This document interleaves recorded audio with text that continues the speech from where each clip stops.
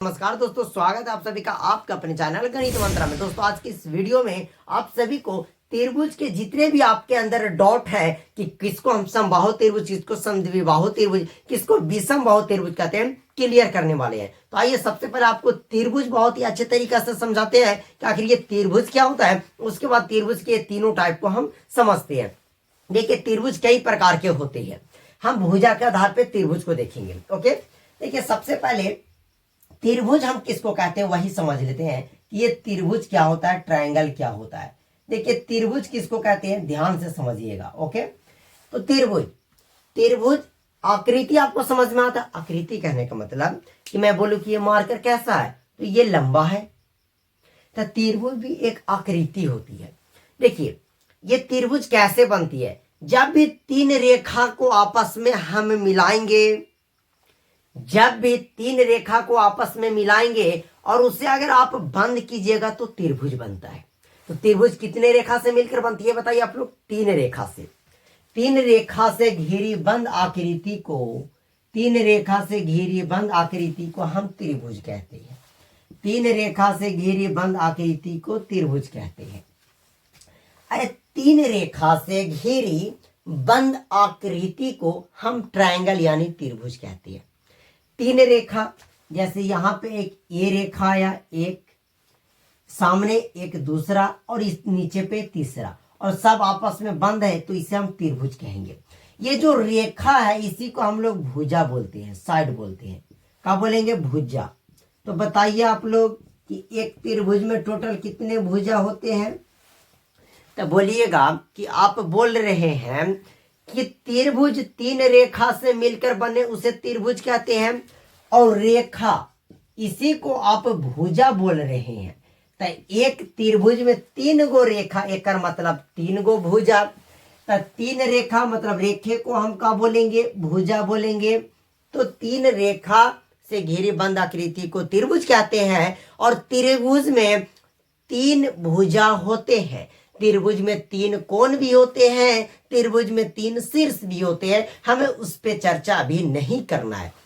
अब समझ गए कि त्रिभुज में ये तीन भुजा होती है। अब हम भुजा के आधार पर इस त्रिभुज के प्रकार को देखेंगे।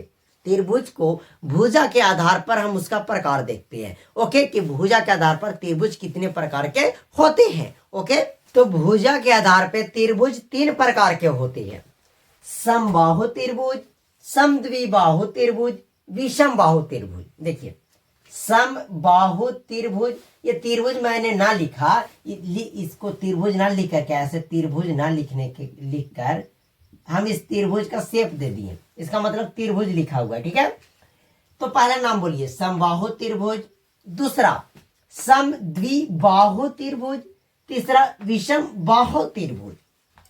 तो आधार हाँ, भुजा के आधार पे कितने प्रकार के होते हैं त्रिभुज, तीन।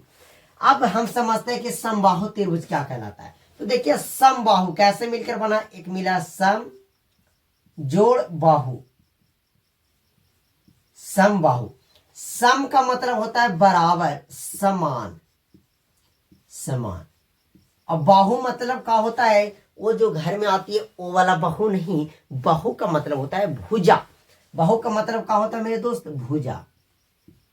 तो देखिए समान भुजा, जिसकी सारी भुजा आपस में बराबर हो उसे हम समबाहु त्रिभुज कहते हैं।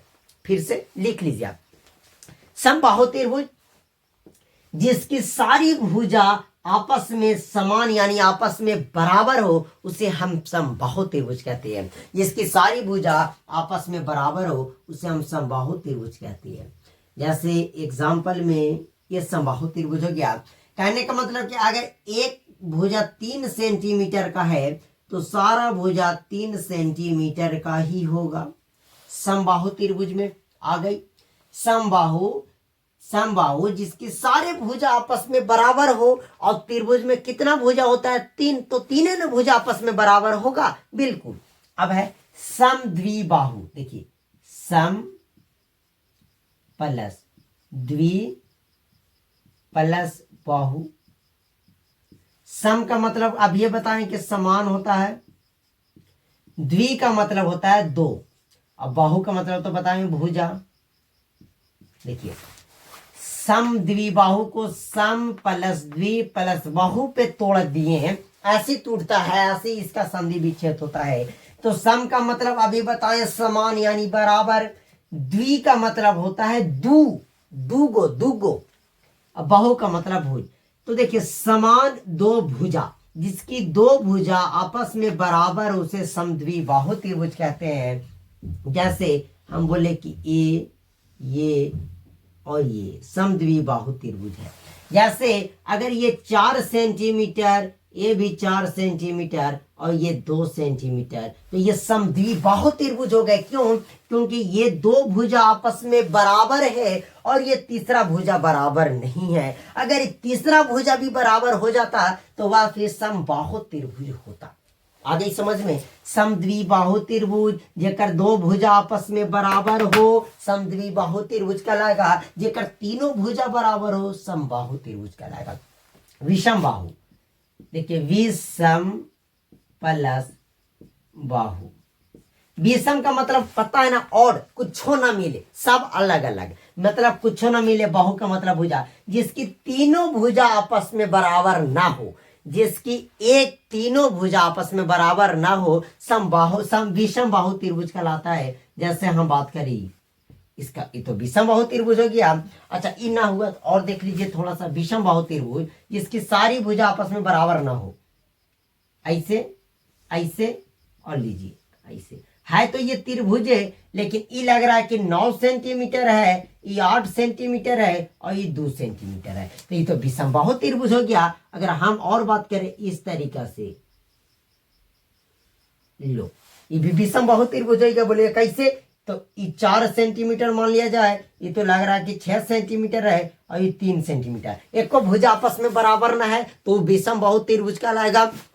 सारा भुजा बराबर हो समबाहु त्रिभुज कहलाएगा। जिसका दो भुजा बराबर हो समद्विबाहु त्रिभुज कहलाएगा। तो अब आप चाहे तो चैनल को सब्सक्राइब कर सकते हैं। आपको समझ में आया? चलिए इस वीडियो को यहीं समाप्त करते हैं। क्या आपको ये तीनों टॉपिक समझ में आ गई? लीजिए आप इसका स्क्रीनशॉट ले सकते हैं। चलिए आप सभी से मिलते हैं हम अब अगले वीडियो में। ओके।